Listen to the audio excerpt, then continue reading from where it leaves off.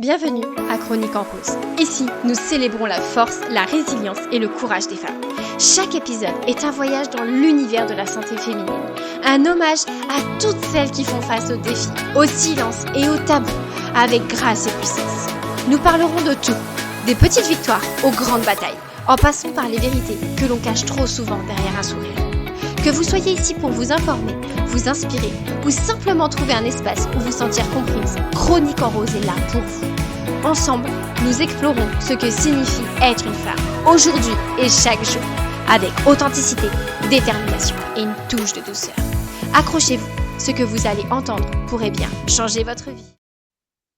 Bonjour et bienvenue à toutes dans Chronique en Rose. Aujourd'hui, j'aimerais qu'on aborde un sujet très sensible, mais en même temps tellement important, parce que je trouve que c'est quelque chose qu'on ne parle pas assez, peut-être par peur, par honte, par culpabilité ou simplement parce que c'est trop intime.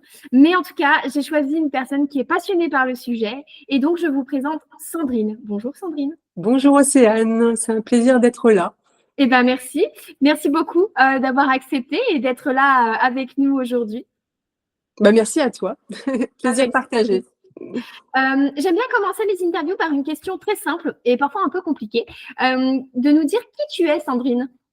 Alors, j'ai regardé un petit peu les interviews précédentes. Alors, je vais commencer un peu, c'est pas très original, mais je suis une femme. J'ai 44 ans, je m'appelle Sandrine Baudel. Je suis maman d'un petit garçon qui a 4 ans. Je suis aussi belle maman d'un adolescent de 14 ans. J'habite dans les Hauts-de-France et si je devais me définir, on va dire que je suis plutôt une femme passionnée. J'ai toujours eu ça en moi, cette envie de relever des défis, de me challenger, d'avoir des objectifs. C'est vraiment mon moteur dans la vie. Si j'y réfléchis bien, je pense que derrière, il y a une quête de sens, à quoi je peux être utile, comment je peux rendre service. Et donc, c'est bien pour ça aussi que on ne fait pas les choses par hasard. Je suis psychologue, certainement pour cette recherche de sens, la volonté d'être utile. Donc voilà, donc je suis passionnée par mon travail. Et je le confirme, elle est vraiment passionnée par son travail. Moi, j'ai eu l'honneur de rencontrer Sandrine il y a maintenant un bon mois, grâce à un challenge que je conduisais pour une femme. Et on a beaucoup parlé sur ton travail, sur ce que tu aimerais mettre en place. Et je trouve que tu as vraiment une passion qui en ressort. Et du coup, est-ce que tu pourrais nous dire un peu pourquoi t'être dirigée vers la psychologie et par exemple vers un autre travail, on va dire un peu social entre guillemets, parce que tu aurais pu choisir voilà, infirmière ou médecin ou encore assistante sociale, on est toujours dans le se rendre utile, rendre service. Dis-nous un peu ton parcours voilà, professionnel, scolaire. Alors déjà, pourquoi la psychologie? Alors pour rien te cacher, au tout début, alors j'ai toujours été quelqu'un, je pense déjà petite, on me disait mais que j'écoutais beaucoup les gens, j'avais envie d'aider. Bon, bien qu'on ne fait pas ce métier seulement pour aider, parce qu'on peut être déçu, parce que des fois on n'est pas des sauveurs non plus. Mais voilà, en fait, j'étais au lycée, je me souviens qu'une personne est venue présenter ce que c'était que la vie à la fac, un petit peu du côté on a son appart, on part sur l'île. Pour moi, l'île, c'était génial parce que moi, je suis de la campagne. Enfin bref, du coup, j'ai eu envie de me diriger. Alors, je ne sais pas trop si je savais vraiment vers quoi j'allais. Mais en tout cas, j'avais envie de découvrir cette vie à la fac. Et puis, je me suis dit, tiens, la psycho, pourquoi pas. Donc, j'ai commencé comme ça. On va dire que les premières années, j'étais pas non plus très passionnée par la psychologie. On va dire que j'aimais bien ça, mais le cadre, je veux dire qu'il y a des amphis avec plein de gens dans les amphis, c'est assez impersonnel. Je m'y sentais pas forcément très bien. Et puis petit à petit, dans le cursus de psychologie, donc c'est 5 ans, on se spécialise petit à petit en fait. Je me souviens avoir commencé vraiment à être passionnée de la psychologie quand j'ai eu des options. Donc il y avait un prof qui m'éclatait, moi, qui faisait des thérapies cognitivo-comportementales, qui a une approche vraiment très intime. Ça m'a donné envie de faire de la psycho. J'ai eu aussi une prof qui elle travaillait sur la psychologie de la personne âgée. Et ça a commencé comme ça d'ailleurs. Je me suis intéressée à la psychologie de la personne âgée.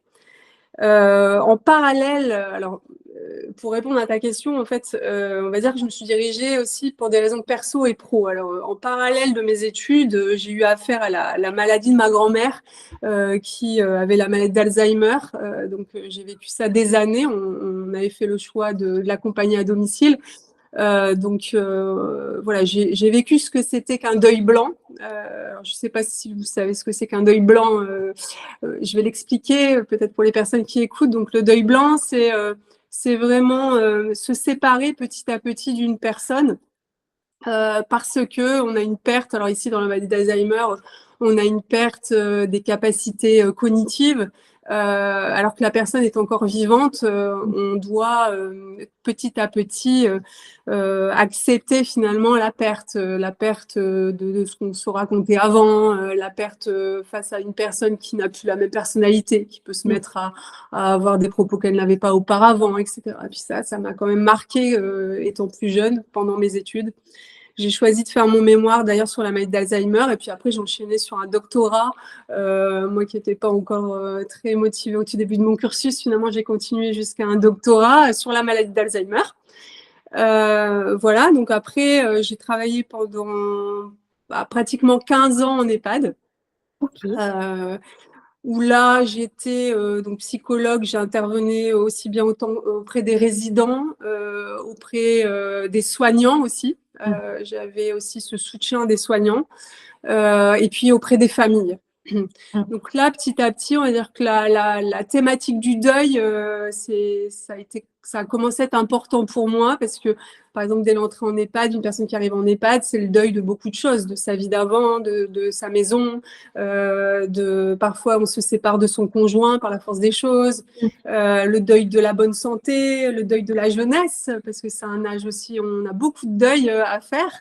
Un deuil aussi partagé par les familles finalement qui se retrouvent des fois dire épuisées parfois parce qu'ils ont été aidants des années avant et puis le choix à un moment doit se faire de l'entrée en EHPAD et puis on a des personnes qui se sentent dans une grande culpabilité donc il y a vraiment un travail à faire aussi bien auprès des soignants, aussi bien auprès des résidents, aussi bien auprès des familles.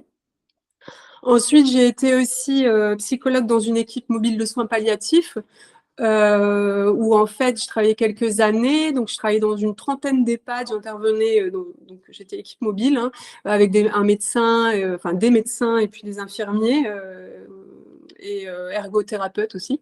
Et en fait, on intervenait dans des EHPAD. Alors moi, de mon côté, c'était pour accompagner aussi des personnes, soit même avant la mort, des familles, que ce soit avant ou après, parce que je faisais aussi des suivis de deuil après les décès. J'étais aussi formatrice, donc je donnais des formations aux équipes soignantes de la région sur la thématique du deuil justement et puis de la mort en fait, parce que c'est un sujet qui nous rassemble tous mais qui n'est pas facile et c'est important aussi d'en parler, même pour des soignants qui ont l'habitude de vivre ça au quotidien. Il y avait un grand travail à faire là-dessus. Moi, ça m'a apporté énormément. Ensuite, j'ai travaillé, alors là, rien à voir, mais quelques temps pour un site sur Internet que je nommerai pas. Mais en tout cas, j'accompagnais des personnes en rupture amoureuse. J'avais eu besoin, justement, à ce moment-là, de me renouveler, en fait. J'en avais un peu marre, là. J'avais fait des années de personnes âgées, Alzheimer. Enfin, j'avais besoin d'autre chose. Mais ça restait quand même dans la thématique du deuil, puisque la séparation amoureuse, c'est un deuil.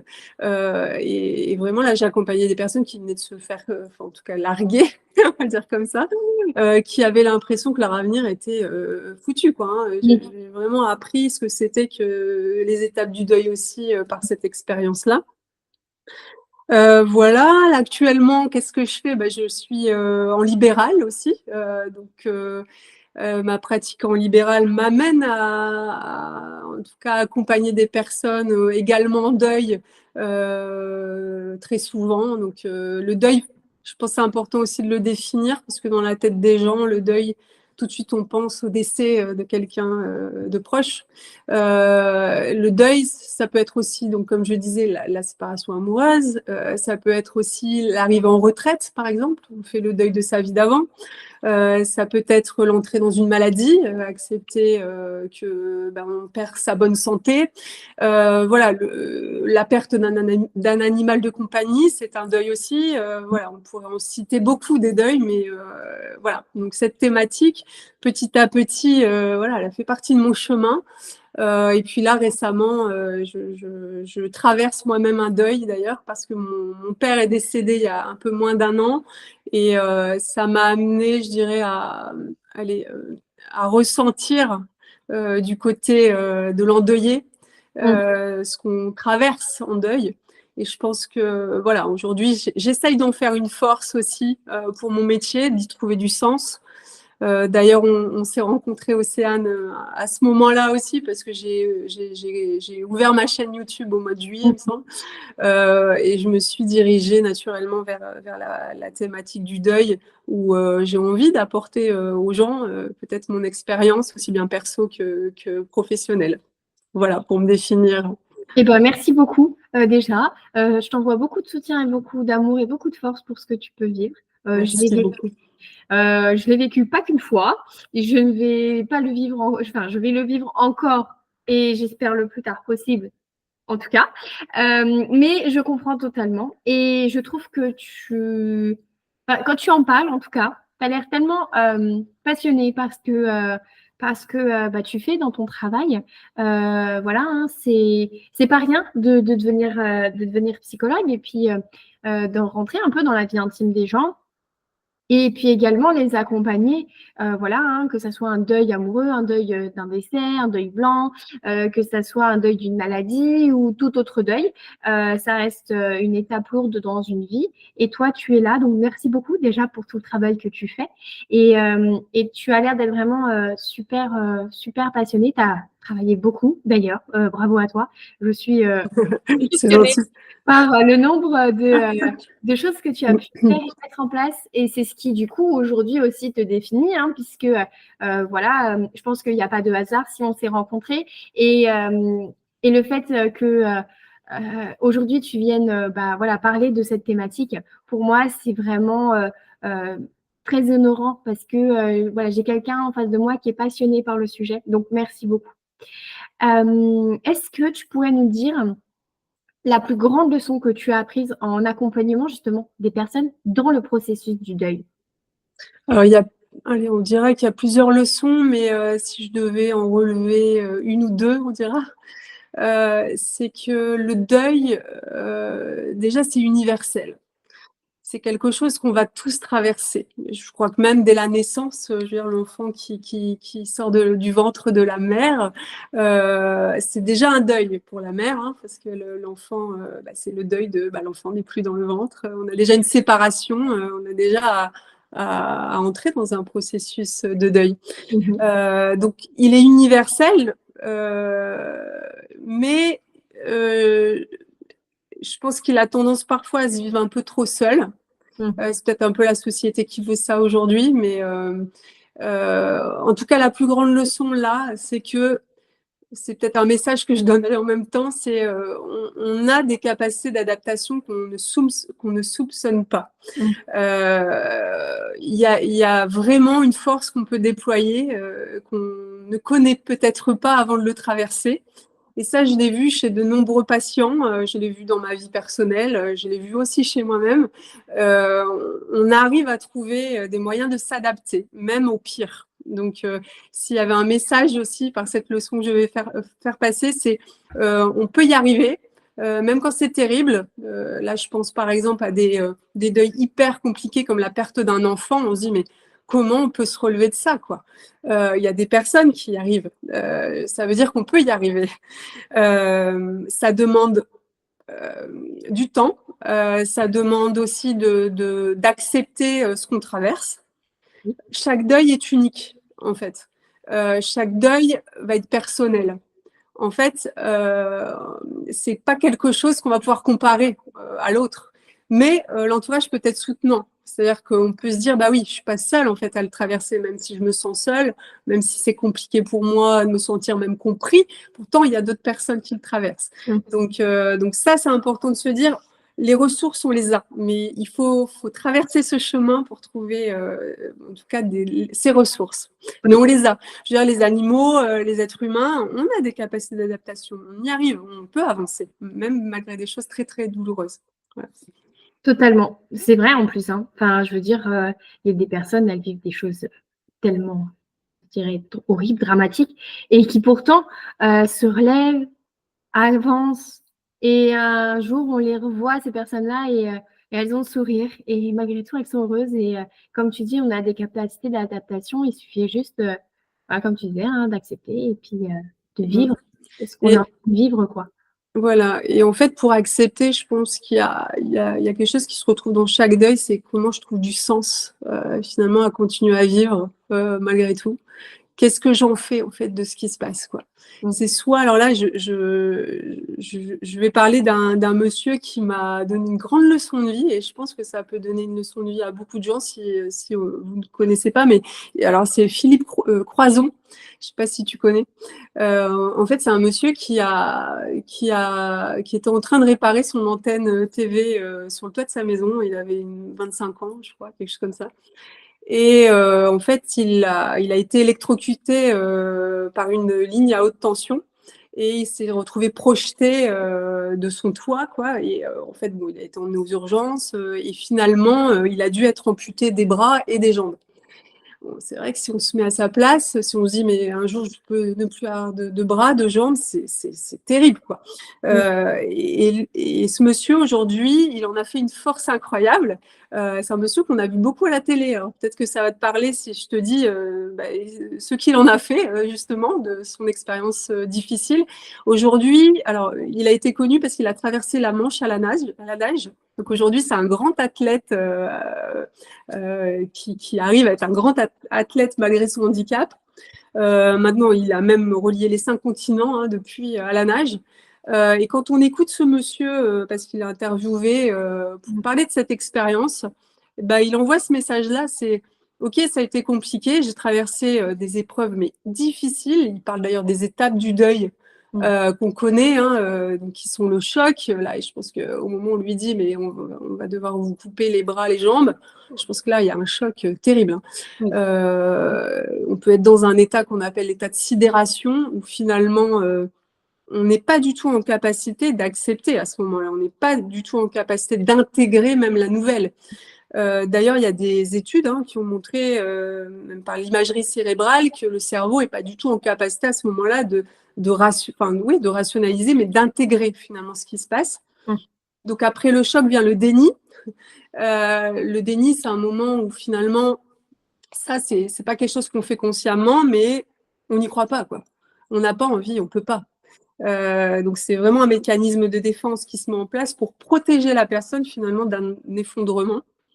Ensuite arrive mais beaucoup d'émotions. Là, on va dire l'étape qu'on connaît, c'est la colère, où on va pouvoir être en colère sur tout. On peut s'en vouloir à soi-même. Mais pourquoi je suis montée sur ce toit là? Mais qu'est-ce que j'ai fait?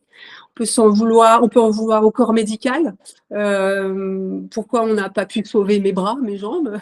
On peut en vouloir à la vie. Pourquoi moi, si jeune? On peut en vouloir à la terre entière. Et en fait, c'est une étape qui est nécessaire. Pourquoi elle est nécessaire? Cette étape-là, même si elle est très difficile à vivre, c'est qu'elle va amener une intégration de ce qui se passe.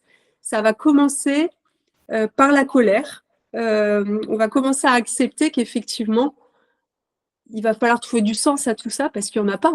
Quand c'est un enfant qui tombe malade ou qui meurt, où trouver le sens.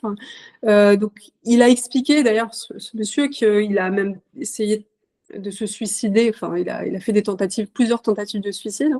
Donc après, il y a l'étape de la dépression aussi. Et en fait, ce monsieur a réussi petit à petit à retrouver du sens. Voilà. Ça s'est pas fait du jour au lendemain.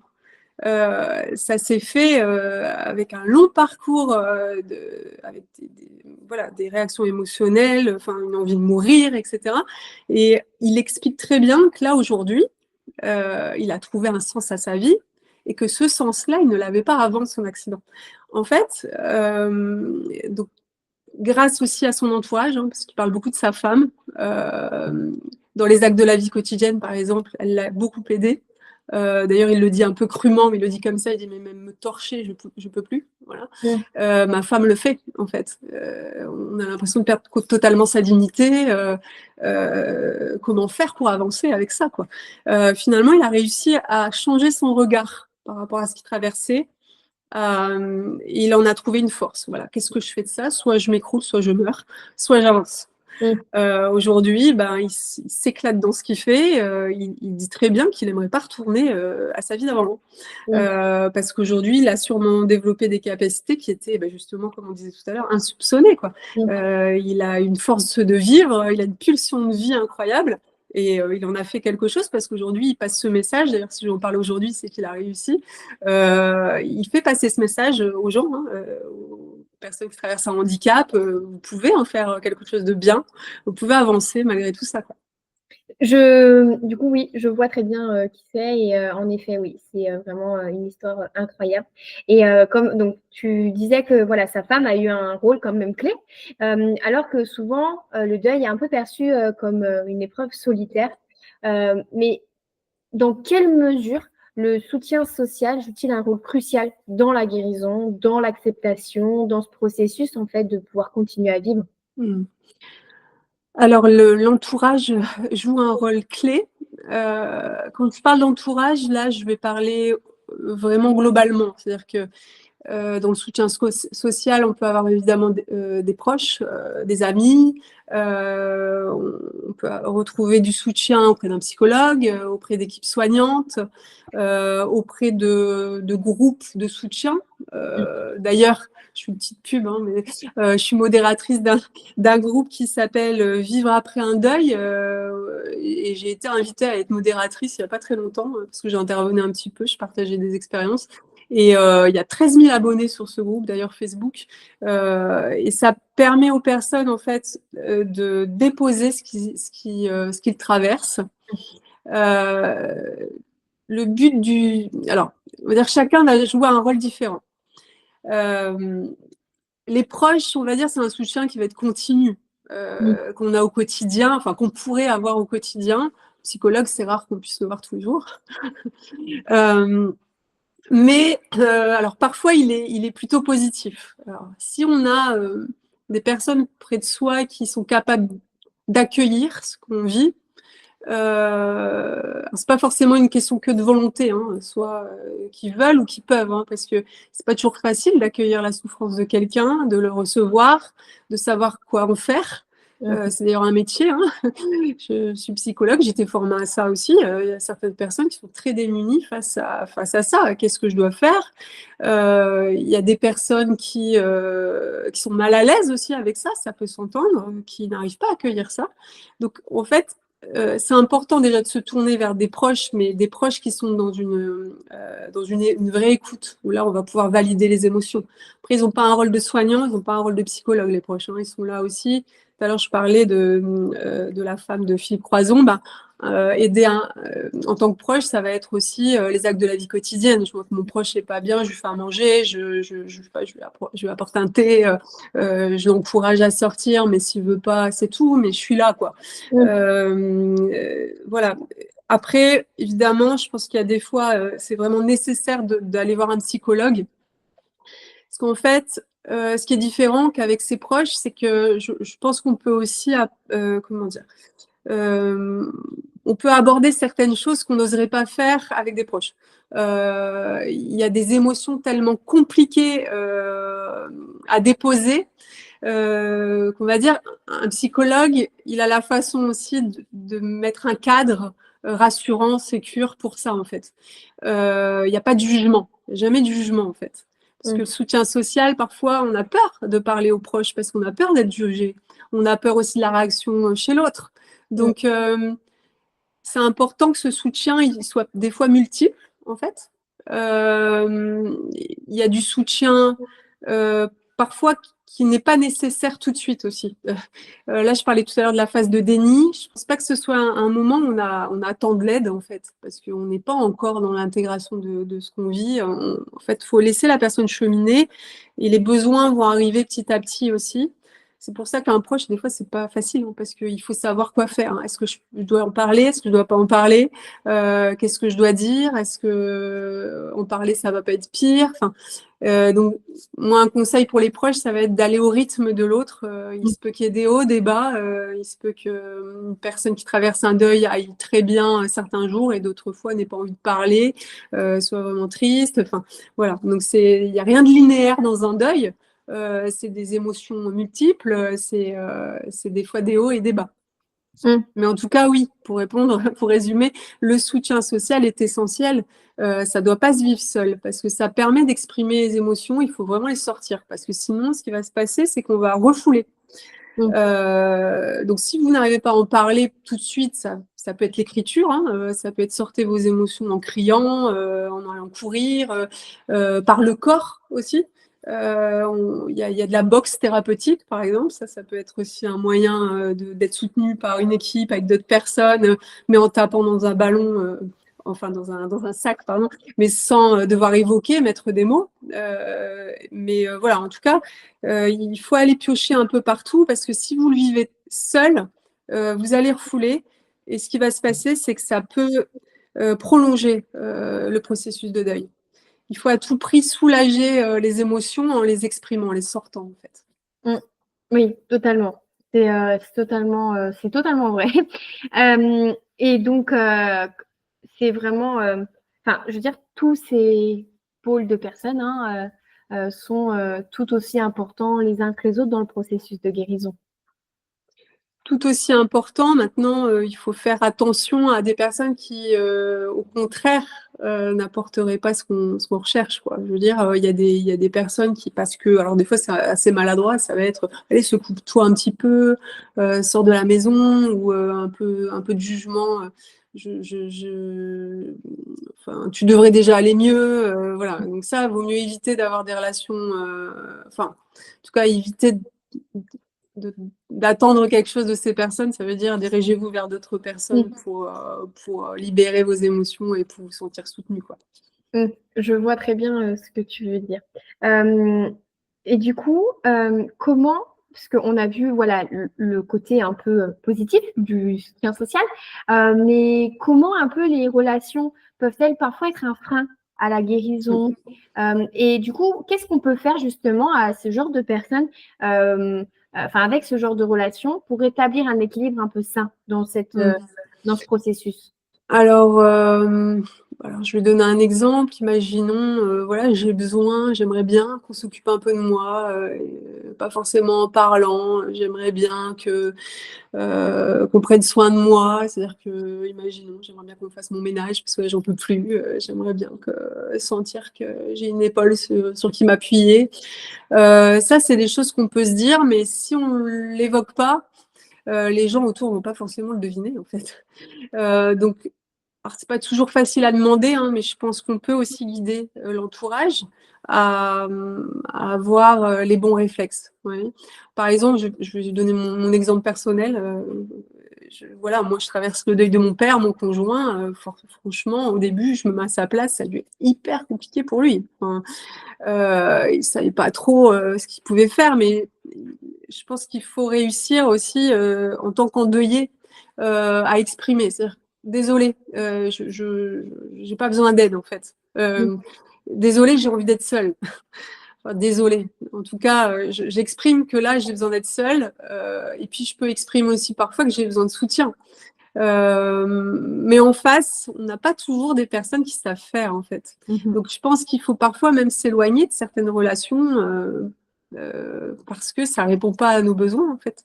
Donc il faut, voilà, je pense qu'il faut aller chercher chez l'un, chez l'autre, et puis aussi savoir se distancer dès lors que on ressent que le retour n'est pas forcément quelque chose d'aidant, quoi. Donc, Je vois très bien ce que tu veux dire et je pense que beaucoup de personnes le verront également à travers que ce soit un décès, une maladie ou autre. Parfois, des personnes qui sont en face de nous sont et c'est pas de leur faute, hein, mais ils sont démunis face à ce qui peut nous arriver, face à nos demandes, face à nos besoins, et ce qui peut être aussi totalement normal. Quel conseil tu pourrais donner aux proches d'une personne endeuillée pour justement offrir un soutien efficace sans par contre envahir son espace ou lui mettre une sorte de pression émotionnelle? Parce que parfois, voilà, moi je vois, hein, j'ai perdu mon papa en 2010 et ça a été pour moi très très compliqué. Et les personnes, je le voyais avec ma maman, ils étaient très autour de ma maman, alors que potentiellement à ce moment-là, elle aurait besoin d'être simplement seule, mais elle n'arrivait pas, parce que voilà, ma maman, ça reste une personne qui n'ose pas dire non tout le temps par peur, voilà, des peurs légitimes, hein, d'être blessante ou des choses comme ça. Mais parfois, on se dit, OK, je veux aider cette personne, mais justement, on rentre en fait dans son espace, dans son intimité, on en fait trop et on s'en rend pas compte. Hein, on le fait de base de bon cœur. Mais voilà, qu'est-ce que tu pourrais donner comme conseil aux proches d'une personne en deuil? Alors, plutôt que d'imposer, il faudrait proposer. Je pense que ça, c'est une solution. C'est parce que justement, les besoins sont pas toujours les mêmes et parce que justement, on peut se sentir démuni. Ça va être, écoute, est-ce que tu as envie d'en parler, par exemple? Est-ce que tu as besoin de quelque chose? En fait, laisser la personne amener ce dont elle a besoin. Et puis, c'est pas parce qu'elle vous dit aujourd'hui j'ai besoin d'en parler que ça va rester comme ça tout le temps. Hein. Ça sera redemandé à chaque fois, en fait. Donc voilà, le message, ça serait voilà, plutôt que d'imposer, proposer, c'est déjà beaucoup. Vous savez, des fois, vous savez, je te vous vois tout à coup. Il y a des personnes qui sont, par exemple, lorsqu'il y a des funérailles, il y a beaucoup de personnes qui envoient des cartes, qui sont là, et en fait, ça fait du bien. Mais après, c'est un processus, le deuil, qui doit se vivre seul. Et effectivement, ce que tu disais, c'est vrai, d'être trop là, en fait, c'est pas aidant. Parce qu'il y a une part de soutien social qui est essentielle, mais il y a aussi un chemin que l'on doit faire seul. Et si on rentre dans une certaine dépendance à l'autre, on a l'impression qu'on ne s'en sortira pas sans l'autre, en fait, qu'on a besoin au quotidien de l'autre, et ben ça ne va pas aider au processus de deuil. Parce qu'on a besoin aussi, soit de trouver des ressources pour avancer avec l'absence, en tout cas, il faut qu'on puisse soi-même trouver des solutions. Donc là, il y a en effet, il y a besoin de ne pas le vivre seul, mais le proche n'est pas là pour comment dire, apporter des solutions, penser à la place de l'autre, imposer. Ça va être vite quelque chose de compliqué. Et puis, comme tu dis, il y a des fois, en plus, cette personne veut m'aider, ça va être compliqué de lui dire que là, j'ai pas du tout envie, en fait. Donc, c'est ce que je disais tout à l'heure avec mon conjoint. J'ose lui dire, écoute, je suis désolée, parce que je me mets aussi à sa place. Je suis désolée, je vois ce que tu fais pour moi, mais là, réellement, j'ai pas besoin, quoi. Et puis, c'est bon, hein. Souvent, c'est OK, quoi. Donc c'est vraiment ça, c'est ne faites pas passer aussi vos propres besoins avant celui de l'endeuillé. Des personnes aussi qui ont besoin de se rendre utiles, on peut comprendre, mais il faut garder un espace aussi pour que la personne puisse avancer aussi toute seule, quoi. Enfin, seule, mais sans être seule, quoi. Exactement, totalement, c'est vrai. Parfois, c'est juste on a besoin de se retrouver de nous à nous, quoi, et de, comme tu disais, trouver les ressources à l'intérieur de nous. Et du coup, dans ta pratique, est-ce que tu as pu observer des petits outils, techniques, rituels, enfin, appelons-les un peu, voilà, comme on veut, mais qui vont aider justement les personnes à mieux vivre le deuil en communauté? Alors, déjà, l'expression des émotions, elle est importante. On va dire dans les rites, les rituels sont importants. Il y a des personnes qui ont les rituels d'écrire, par exemple, leurs émotions. Ça peut être un rituel où je vais venir déposer ce que je ressens. Dans les rites, il peut y avoir petit à petit, je dois accepter que la personne n'est plus là et puis je dois accepter de vivre sans cette personne.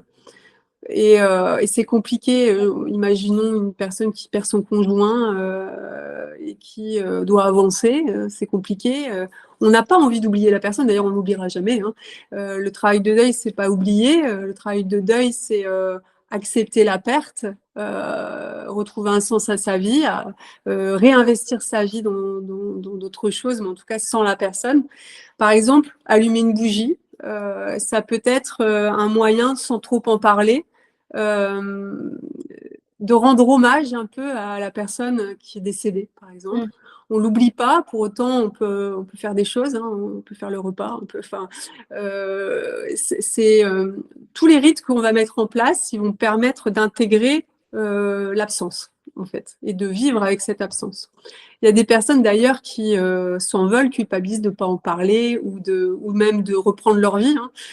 Il faut aussi se pardonner et se dire, c'est normal, j'oublie pas la personne, c'est pas parce que j'y ai pas pensé toute la journée parce que je travaillais que j'ai oublié la personne, c'est que j'ai réapprends à vivre avec l'absence. Et d'ailleurs les rites, ça faut en parler. Je pense qu'il y a de nombreux rites qui se transforment, qui disparaissent et qui se transforment aujourd'hui. Avant, j'avais fait une vidéo d'ailleurs sur ma chaîne là-dessus. Avant, d'ailleurs, de mes générations, dans ma famille, en tout cas, ma grand-mère, mon arrière-grand-mère, on portait le deuil. Donc c'était une manière aussi de signifier, de manière ostentatoire, finalement, qu'on portait le deuil.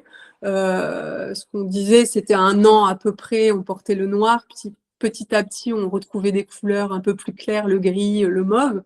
Les hommes mettaient un brassard noir et puis un ruban sur leur chapeau. En fait, c'était une manière aussi de, sans trop parler, s'il y a des personnes qui ont beaucoup de mal à parler, hein, d'en parler, c'est pas forcément un besoin. Hein. Mais là, en fait, ce que ça a amené, c'était, on voyait, ça signifiait aux autres que, finalement qu'on traversait un deuil. Ça évitait parfois des maladresses, ça amenait aussi un soutien social, sans le dire. On savait que cette personne vivait, traversait ça. Ça enlevait aussi une pression à se dépêcher d'aller mieux, hein, parce que parfois on vit un deuil, on en parle, on est soutenu au début, puis après la vie continue et quelques mois après, il faudrait presque avoir oublié. Hein. Les gens ils sont pas dans ce... en tout cas, ne pensent pas à chaque fois qu'on est en deuil et n'en reparlent pas à chaque fois, ne demandent pas comment ça va à chaque fois. Donc en tout cas, les rites sont essentiels. Parce que ça va venir marquer le deuil. Donc après, il y a des moments qui vont se faire naturellement hein, pour marquer le deuil. Ça va être les dates anniversaires, par exemple. La première année, elle est cruciale. C'est un moment où le premier Noël sans la personne, le premier anniversaire sans la personne, c'est toujours encore éprouvant. C'est même des moments où on va retrouver des émotions difficiles. Mais ça va aider à marquer, en tout cas à intégrer la perte. Et c'est ça le chemin du deuil. Merci beaucoup pour tout déjà ce partage, parce que c'est vrai que les rites ont tendance un peu à s'effacer au fur et à mesure du temps, hein, mais ils sont parfois essentiels pour certaines personnes de continuer. Donc, si vous avez des rituels que vous avez perpétués, n'hésitez vraiment pas à les mettre en place si vous en avez, parce que vous ressentez le besoin tout simplement. Hein. Et du coup, voilà, on est soit entouré, et donc, bon, c'est très bien. Mais parfois, on peut faire face à la solitude ou à l'isolement. Comment la solitude et l'isolement affectent-ils le processus du deuil et quelles sont les solutions justement pour y remédier dans notre société un peu moderne hein, on sait, on a accès à plein de choses, donc pourquoi pas en bénéficier et en profiter quand on est dans ce processus de deuil. Alors, le sentiment de solitude, quand on traverse un deuil, il est terrible hein, parce que ça va pas se sentir soutenu, c'est important. Quand on se sent vraiment seul, ça empêche l'expression des émotions.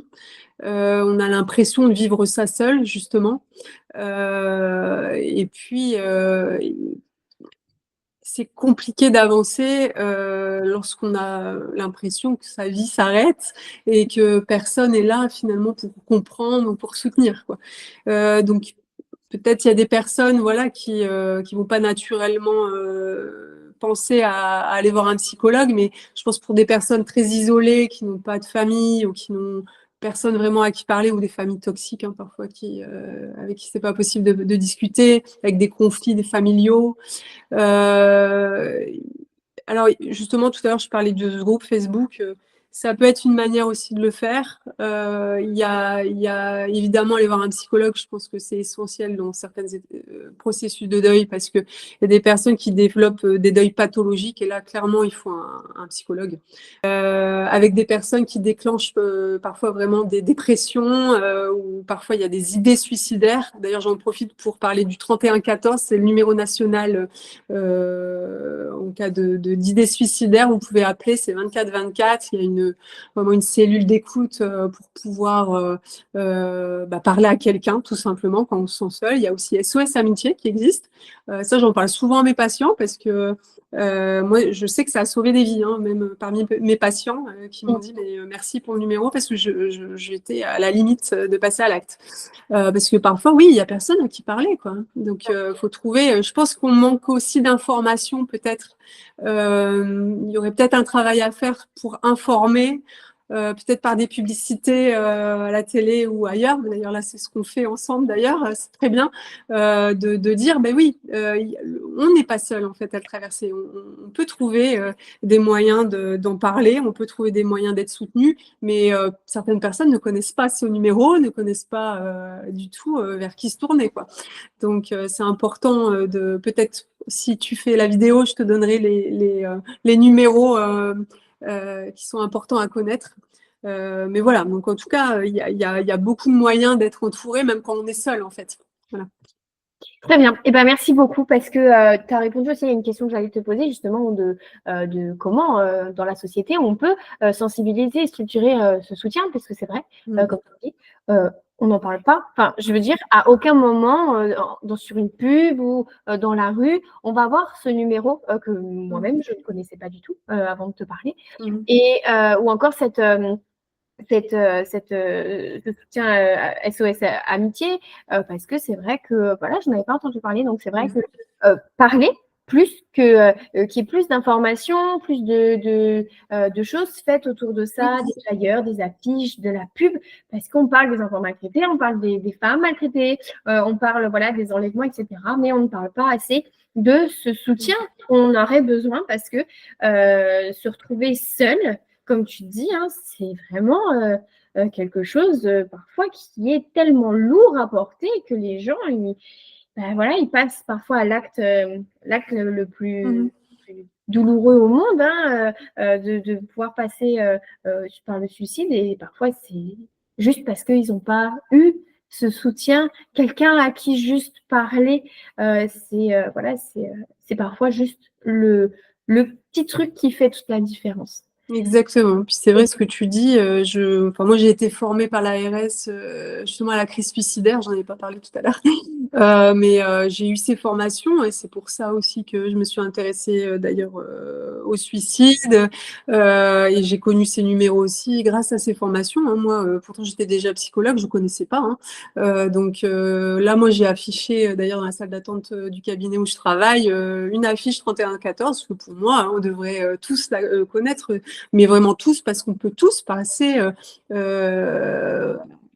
ce moment-là où on a l'impression que notre vie s'arrête. Hein. Je veux dire, c'est pas une question de faiblesse, c'est pas être courageux, c'est pas être faible. Hein. C'est vraiment un moment de sa vie où on n'en peut plus, on a l'impression où il y a plus de solutions, quoi. Mais des solutions, il y en a. C'est pour ça que des fois, ça se joue vraiment à très peu de choses. Donc voilà, 31-14, c'est important de connaître.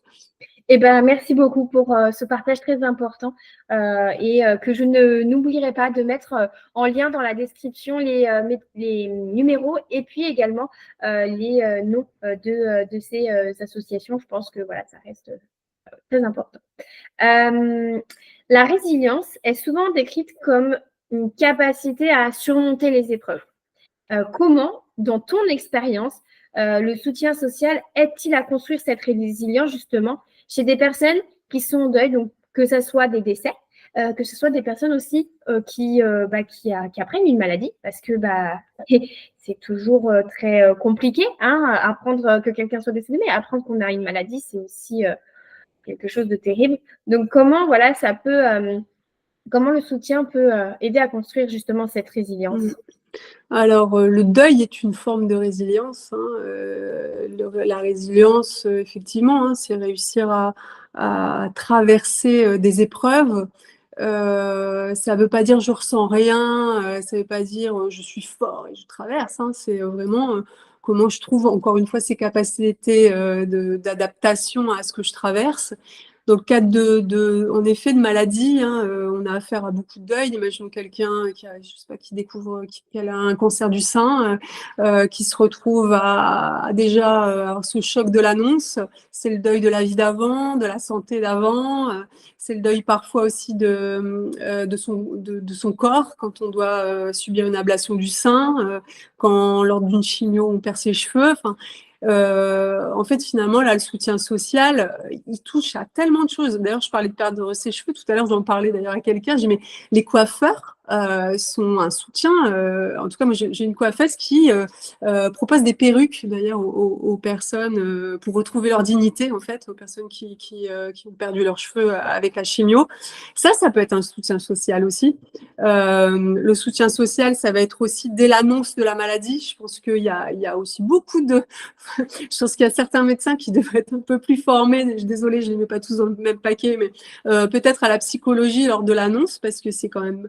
et là, je le dis vraiment sans jugement, hein, parce que je pense que les médecins manquent de formation aussi là-dessus.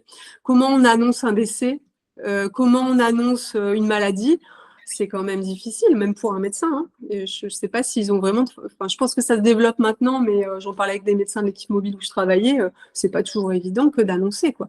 Donc après, ça va être les soignants, ça va être vraiment les proches. Voilà, il y a vraiment tout un parcours. Puis là, on parlera aussi d'une personne qui doit accepter qu'elle entre en phase terminale. On va dire que là, le soutien, il est hyper précieux, mais il est très difficile, hein. Moi, j'ai été proche de quelqu'un en phase terminale, donc mon père, hein, donc je savais aussi que moi, c'est pour moi, évoquer la mort avec mon père, je ne l'ai pas fait, hein. Pourtant, je pense que en tant que psychologue, je me serais dit, tiens, mais il faut en parler. Mais non, en fait, mon père, je pense qu'il n'avait pas envie d'en parler.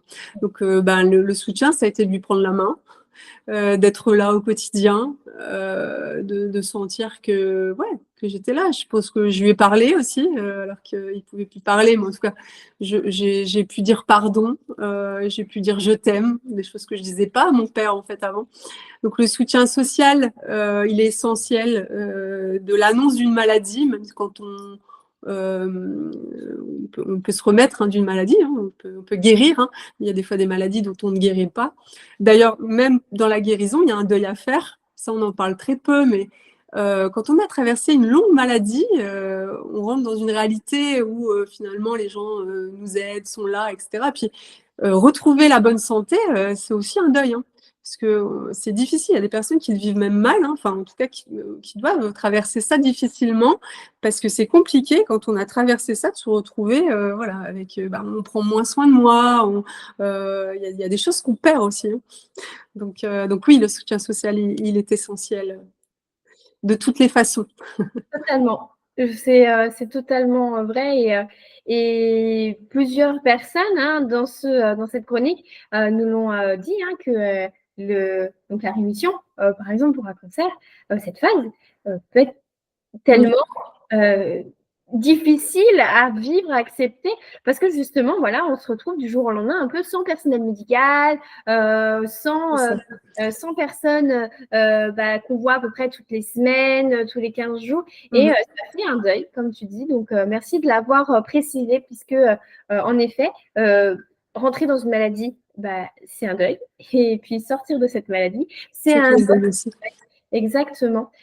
Et du coup, ça me fait penser, est-ce que tu as pu, toi, constater avec voilà, toute l'expérience que tu as, que personne que tu as pu rencontrer, est-ce qu'il y a une différence dans la manière dont les hommes et les femmes vivent le deuil et cherchent du soutien social?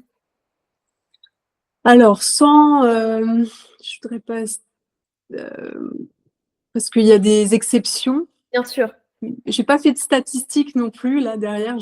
Vraiment, c'est pas une recherche que j'ai faite, mais c'est vrai.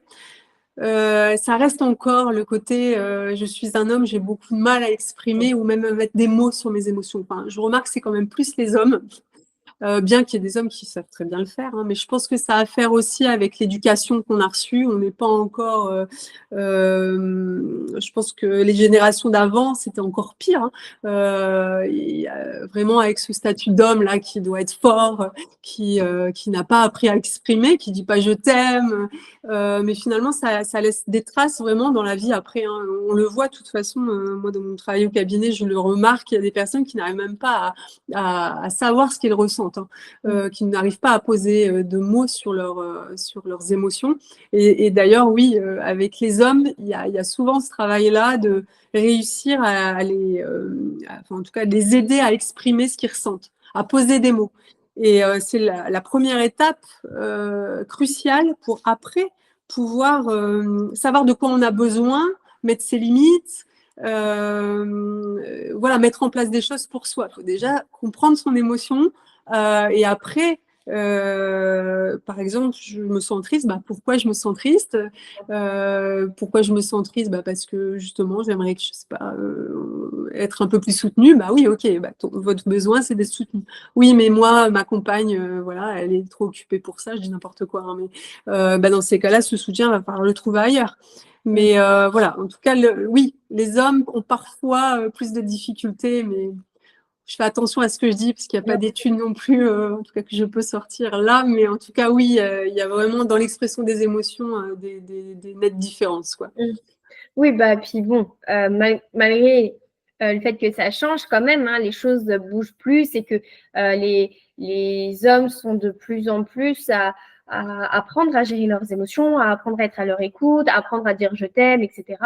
Il y a quand même une grande majorité qui reste dans cette image d'homme viril, ne pas montrer que je suis faible, parce que si je montre des émotions, c'est que forcément je suis quelqu'un de faible, etc. Exactement. Et en effet, c'est toujours quelque chose qu'il faut prendre avec nuance et avec pincette, puisque en effet, les choses changent et que il y a aussi des femmes qui n'osent pas, qui ont peur d'avouer leurs émotions, de les dire, puisque ça pourrait être aussi vu comme une marque de faiblesse pour certaines femmes. Donc, évidemment, mais voilà, c'était pour aussi donner cet exemple que il ne faut pas non plus être dans cette optique de je dois forcer la personne en face de moi à me dire ce qu'elle ressent ou encore de la laisser tomber parce que c'est un homme ou que cette femme, elle ne veut pas. Mais plutôt être dans ok, je comprends que peut-être tu ne peux pas parler ou peut-être que tu ne sais pas forcément ce que tu ressens, mais sache que je suis là et que je peux t'écouter si tu as besoin, je peux venir t'aider si tu as besoin. Je pense que c'est important, comme tu disais tout à l'heure, la communication. Autant du côté endeuillé que du côté des personnes qui vont être là en rôle de soutien, en rôle d'aidant. Que dans les deux cas, la communication, je pense, est l'une des clés les plus importantes dans plein de domaines de notre vie, dans plein de processus et expériences de notre vie. D'ailleurs, je conseille vraiment à tout le monde de travailler la communication, on appelle ça la communication non violente. D'ailleurs, il y a des formations pour les entreprises, pour les managers, il y a des formations un peu partout sur ce mode de communication, en fait. Et une fois qu'on l'a compris, ce mode de communication, il nous sert tout le temps, quoi. C'est réussir à exprimer justement ses émotions sans rentrer dans des conflits avec les autres, savoir faire une demande. Donc vraiment, si vous avez envie de vous y intéresser, c'est assez facile. Il y a des bouquins voilà, un peu partout là-dessus. Hein. Donc voilà, en tout cas, la communication non violente, c'est vraiment une clé de la communication. Totalement, totalement. Ça, c'est une des choses les plus et qu'on devrait nous apprendre directement à l'école. Ah, je suis d'accord. Le programme scolaire, hein, parce que je pense qu'on est plein à vouloir le refaire, mais on va arriver surtout à la fin de cette interview et j'aimerais savoir si tu as un message que tu souhaiterais transmettre aux personnes qui se trouvent actuellement dans un processus de deuil et qui peuvent se sentir seules ou incomprises, parce que c'est vrai que parfois on a l'impression que forcément parce qu'on est en deuil, les autres ne peuvent pas nous comprendre. Oui, le deuil, tout le monde le vivra à sa façon, tout le monde vivra des choses comme tu disais, chaque personne est unique et chaque deuil est unique. Donc, ça peut être difficile d'exprimer ce qu'on ressent. Mais par contre, les personnes en face de nous peuvent comprendre dans le sens où elles peuvent enfin, elles sont pu passer par là, et puis il y a des êtres très empathiques également. Si tu as un message à transmettre à ces personnes. Je pense que si on se sent seul, c'est qu'il y a des besoins non comblés. Si on se sent seul, c'est qu'on a peut-être besoin d'être validé dans ce qu'on ressent. Donc, comme je disais tout à l'heure, hein, il faut aller le chercher. Peut-être, si c'est pas auprès de proches, ça peut être, oui, via des groupes, via un psychologue. Mais en effet, on a besoin d'être validé dans ce qu'on traverse aussi. Ça peut soulager en fait ce qu'on ressent. Parfois, on voit quelqu'un qui vit ou qui a vécu la même chose, instantanément, on se sent compris. Voilà. Mais pourtant, on pourrait être compris par des personnes qui n'ont pas traversé ça, mais ça n'a pas le même impact. Réellement, ça n'a pas le même impact. Donc, peut-être, voilà, c'est savoir vers qui vous dirigez, mais il y a vraiment beaucoup de moyens aussi de partager et de ne pas vivre seul, en tout cas, ce qu'on traverse. Donc, ça demande une ouverture. Hein, c'est pas toujours facile que d'aller chercher l'aide. Mais chercher de l'aide, c'est essentiel. Il faut aussi se dire parfois, oui, c'est compliqué, ça fait pas de moi quelqu'un de faible. Et le soutien, nous sommes des animaux sociaux, on n'est pas fait pour vivre les choses seuls. Hein. Et donc, d'ailleurs, il y avait un film comme ça à la fin, c'était Into the Wild, je crois, et qui, à la fin, monsieur dit, mais le bonheur ne vaut que s'il est partagé. Je dirais presque le malheur aussi, hein, il ne vaut que s'il est partagé. On y retrouve du sens quand il est partagé. Donc, en tout cas, il est important de se sentir soutenu et je peux comprendre l'isolement. Hein, c'est aussi apprendre aussi que le sentiment de solitude, c'est aussi quelque chose de naturel, hein, parce qu'on le traverse seul malgré tout. Il y a le soutien, mais il y a aussi ce qu'on doit traverser seul. Il faut aussi accepter qu'on doit le traverser seul. Quand on a eu une histoire avec quelqu'un qui décède, c'est notre histoire, elle nous appartient. Personne ne pourra la comprendre tout à fait, en fait. Hein. On aura beau en parler, on ne se sentira jamais compris totalement, puisque personne ne peut comprendre. Donc, on peut être compris par certains aspects, mais il faut aussi accepter qu'on le traverse seul. Voilà. Totalement. Eh ben, merci beaucoup pour ce dernier message. Merci à toi, Océane. Donc, comme à mon habitude, je vais te laisser un petit dernier mot de la fin si tu as quelque chose à rajouter. En attendant, moi, je remercie toutes nos auditrices de nous avoir écoutés aujourd'hui, nos auditeurs également, hein, si vous êtes parmi nous, messieurs. Mais je vous remercie beaucoup et n'hésitez pas à partager cet épisode potentiellement à une personne dans votre entourage qui vit un deuil, quel qu'il soit, ou encore si vous également vous vivez un deuil et que vous aimeriez passer un message à un de vos proches, n'hésitez pas à lui partager, ça sera avec grand plaisir. En tout cas, si vous avez des questions, vous pouvez répondre en commentaire à cet épisode ou encore vous pouvez aller parler avec Sandrine.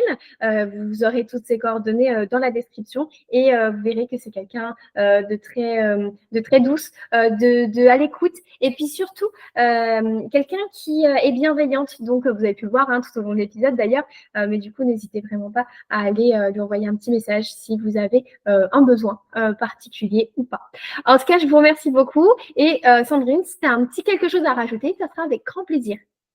Alors, merci Océane, ça a été un plaisir partagé. Alors le mot de la fin, moi je dirais que ça a été vraiment un plaisir aussi d'aborder une thématique qui est très taboue. Aussi bien la maladie, la mort, le deuil, c'est pas des choses qu'on a envie d'entendre, c'est parfois vraiment tabou.